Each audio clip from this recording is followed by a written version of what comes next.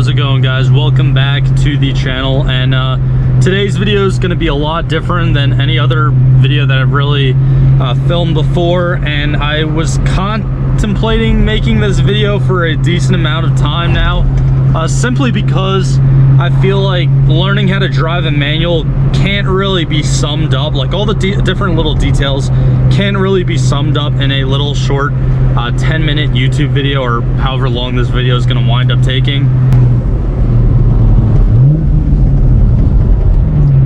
But anyways, I'm actually going to go to a parking lot now, show you guys what to kind of expect before driving the actual car, like just the differences between a manual car and an automatic car.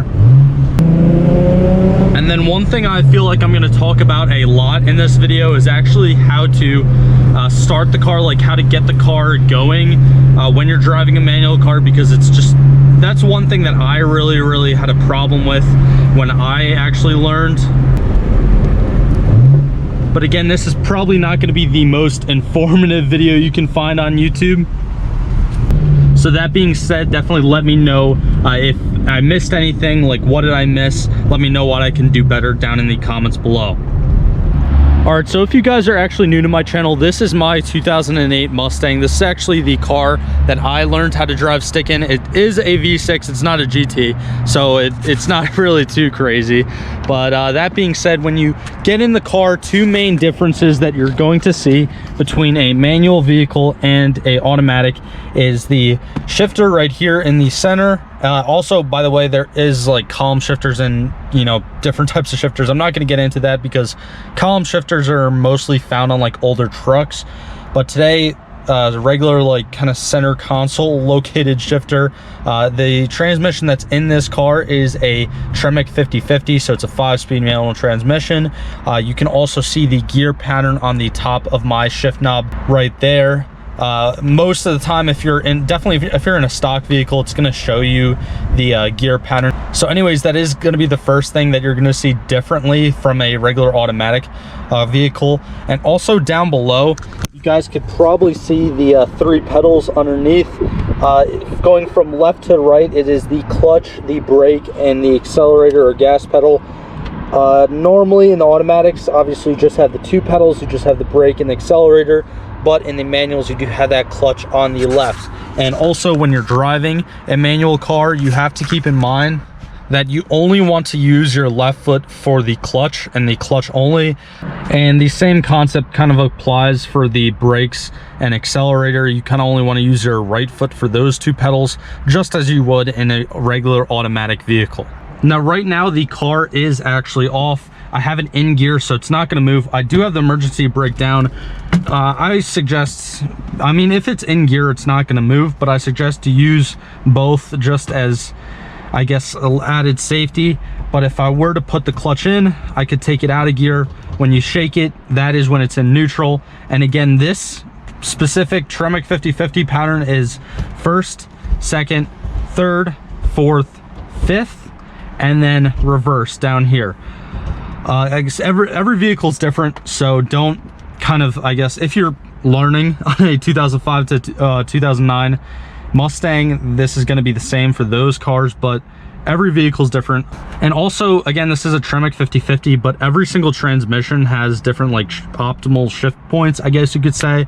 So that's why I feel like I'm really not going to touch upon everything that you really need to know in this video. But starting off the car, you want to put the key in the ignition, clutch all the way down to the ground, and then just crank the key.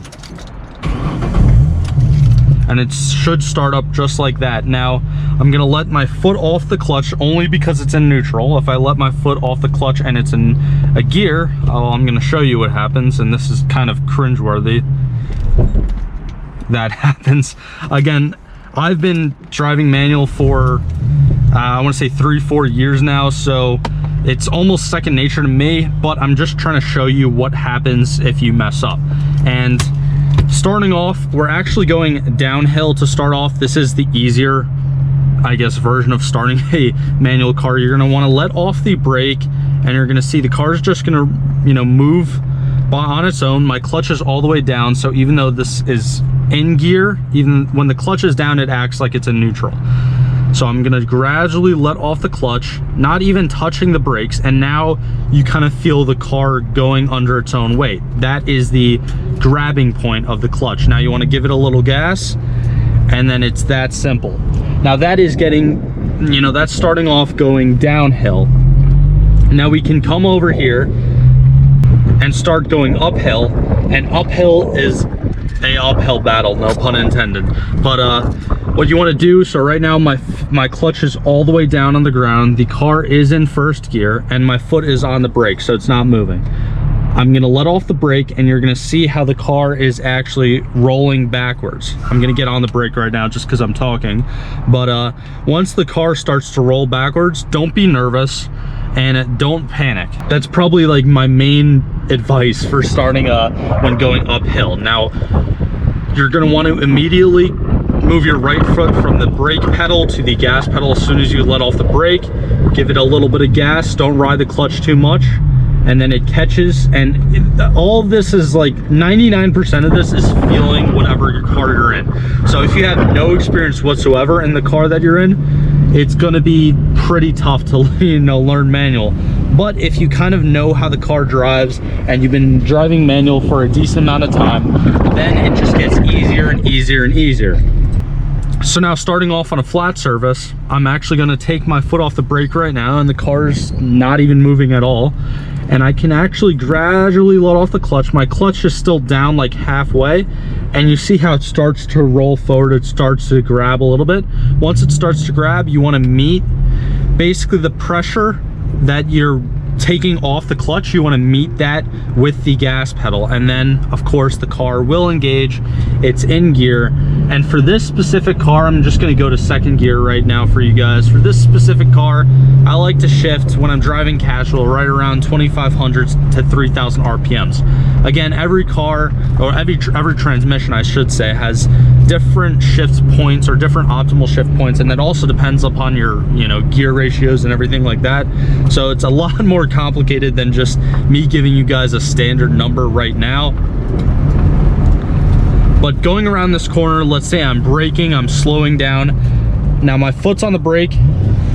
I just did a heel toe downshift. Now what a heel toe downshift basically consists of is putting the clutch all the way down to the ground with your left foot, putting your pressure on the brakes with your right toes, and then giving it a little bit of gas with your right heel as well. I don't really want to talk about that too much because I feel like I'm just trying to focus on beginner things, and that's a little bit more advanced, so don't really worry about that. But we are actually going to go and talk about how to downshift in a little bit. Now, it actually just was storming here like 30 minutes to an hour ago, so the pavement is a little wet. And plus, again, this, even though this is a V6 Mustang, it still is a Mustang. So now I'm going to show you what would happen if you were to actually panic when you're taking off going up a hill. So let's say I'm at a red light, you know, there's people behind me, and I let off the brake, and you know, I'm panicking, I'm riding the clutch, I still have my clutch down, and then that's what happens when you just pop the clutch. You don't want to do that. Obviously, it's fun to do a burnout, whatever. You can also brake lock the burnout. If you guys want to see a whole nother video on how to do a burnout, how to do donuts or something like that, like how to kind of hoon in your car, I can make that video as well. But for today's reasons, that is something you don't want to do. Once you feel the tires actually break loose and you get the sound of burning rubber and the smell of burning rubber, you don't want that. Also, you don't want to ride the clutch to the point where you actually smell the clutch. Again, there's no way for me to demonstrate those smells on camera for you guys. This is something you're gonna have to learn in person through hours and hours of practicing. But again, starting off downhill, I'm keeping the revs right around 1500 RPMs. It catches, and now it's nice and smooth. Normally, the most jerky gear that you're gonna drive in is gonna be first gear. That's the one that's really gonna like jerk you around and not be as smooth. So the quicker you can kind of get it into second, the better off you're probably going to be. But again, you don't want to get it into second too soon, because then you're actually going to lug it, like how I kind of just did to show you guys. It's kind of hard to show on video, so Again, my apologies if I'm not really fully demonstrating it how I should be. But now I feel like I've talked about kind of, I guess, taking off and getting going with the car enough. Now I'm actually gonna take it through the park and show you guys how to downshift and actually drive your manual car with some pace. All right guys, so before I actually did already do like a little test lap throughout the park to make sure no cops were here today. But right now I'm still in first gear going around 10 miles per hour and I'm gonna gun it.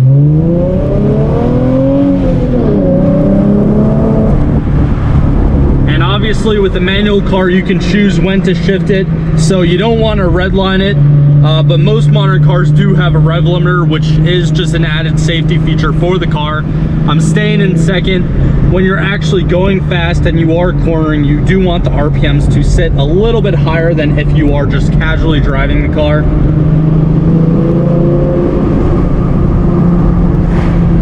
And one thing I absolutely love about driving manual cars is that you have full control of the vehicle. So again, something like that and something like this where I just downshifted while braking, you can't really do that. Well, you could do that in an automatic, but it's the car doing that for you. So now you can tell I'm driving a lot more casually, right at over 2,000 RPMs, shifted into third. It's a lot easier. And driving a manual car is actually, at least for me, it's a lot easier once you're actually going. And probably the main thing that really frustrated me when I was learning how to drive a manual car was actually starting. So that's why I wanted to spend a decent amount of time on just starting your car and getting your car going before, because I do know that is one thing that I struggled a lot really with. Now I'm gonna take this U-turn here, so braking, getting off the brakes, giving it a little bit of gas, keeping the clutch down. Now it's kind of just going under its own weight. The clutch is still down, by the way. It's in first gear, but the clutch is still down, so it's in neutral. And now I'm gonna give it a little bit of gas and it's gonna catch, and now I'm moving again. So again, probably the hardest part for driving manual is actually getting going. Like I just said, I feel like I'm being way too repetitive, so sorry about that. But another thing too, when you're actually braking, like I can't really do it right now because the car's in front of me, but if I'm coming up to a red light, I do obviously want to go from the accelerator to the brake with my right foot like a normal automatic car. And then as I'm doing that, and actually preferably before I do that, I do want to go all the way down on the clutch with my left foot. And here, just coming up to this turn, decelerating, clutch is all the way in, I'm back in first, foot still on the brake. Now clutch is coming off, gas is coming on, and I'm starting to drive again. I'm starting to accelerate again. Besides actually taking off with the car, another very important, I guess, aspect of driving manual is like you have to just get smooth. And the only way you can get smooth is by driving slow and feeling your car. Another very important, I guess, aspect of learning how to drive manual is getting more accustomed to whatever car you're driving. Obviously this is my Mustang, so I'm most used to this car out of all the cars that I've done reviews on my channel. But because I'm so used to, I guess, just driving this car, it does help a lot when driving other cars that are manual, just because I already know what is wrong, what's right, what smells bad, what feels bad, what feels good, etc., etc. So now, again, like I said before, coming to a red light, foot is all the way down. I actually just popped in neutral because you can do that as well. And then when I do come to a complete stop, while my foot still is all the way down on the clutch and on the brakes as well, I'm gonna put it in first. And now green light, same thing like I said before with taking off. And now we're getting going again, shifting in second, very smooth. I don't know if you guys could tell, but there's no bucking back and forth for me. The only real, I guess, discomfort I'm getting is just driving over bumps in the road. Now that being said, guys, that's pretty much all I really wanted to talk about in this video. Again, unfortunately, like, not the most informative video, and if you guys want me to make a part 2 or like a more advanced skills while driving manual, let me know down in the comments below. And be sure to let me know if I missed anything in this video, and also down in the comments, just because I'm interested, let me know which car you guys actually are learning or already have learned how to drive manual in. But that being said, guys, that's pretty much just going to wrap up today's video. Don't forget that I actually am running a giveaway on my channel, my very first giveaway. So once we hit 1,500 subscribers on the channel, I'm going to be giving away $100 worth of my merchandise to one subscriber and one subscriber only. So definitely go down there, click the subscribe button, get yourself entered, and it definitely helps me out a lot as a smaller YouTuber. But like always, guys, thank you for all the support, and I'll see you guys in the next one.